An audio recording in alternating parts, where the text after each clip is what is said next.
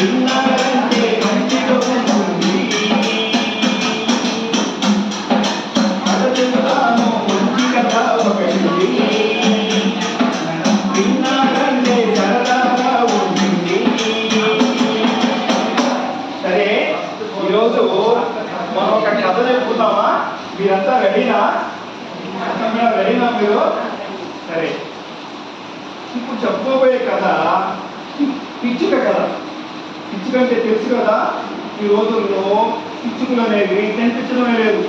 ఆ సెల్ ఫోన్ల వల్ల, సెల్ ఫోన్ టవర్స్ వల్ల అవన్నీ కూడా రేడియేషన్ వల్ల అవి కనుమరుగైపోతూ ఉన్నాయి.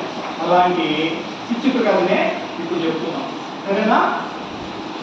ఒక ఊళ్ళో ఒక పిచ్చుక, పాపం ఆ పిచ్చుక ఊరంతా తిరిగి ఒక ఉలవగిని సంపాదించుకోవచ్చిందంట.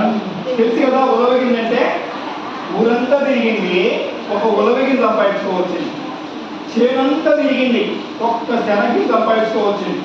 ఒక కాలంతా తిరిగి ఒక్క కందికి సంపాదించుకోవాలి. ఈ గింజలన్నీ తీసుకెళ్ళి ఒక అవ్వుడిని అవ్వ దగ్గర ఇచ్చి, అవ్వ ఈ గింజలన్నీ నీ దగ్గర పెట్టుకో, నేను మళ్ళీ వచ్చి ఎత్తుకోపోతాలే అని చెప్పని. ఆ అవ్వ ఈ పిచ్చుక మళ్ళీ వచ్చేది ఉందా, నన్ను అడిగేది ఉందా అని చెప్పి నోరు ఊరగూడంటే నిప్పుల మీద వేసుకొని కాల్చుకొని తినేసింది. ఆ పిచ్చుక ఊరంతా తిరిగి మళ్ళీ అవకాడికి వచ్చింది. అవో నా కంది గింజలు, ఆ గింజలన్నీ అని అడిగింది. నువ్వు ఎప్పుడు ఇచ్చావు నాకు? ఓహో నేను వీలేదు నీకు, నువ్వు వీలేదు నాకు అని చెప్పండి. అవో నేను ఇట్లాంటి పిసుకుని కాదు, నేను అలివి కానీ పిసుకుని నాతో పెట్టుకోబాక, మర్యాదగా నాకు ఇస్తావా చస్తావా అని చెప్పి అడిగింది.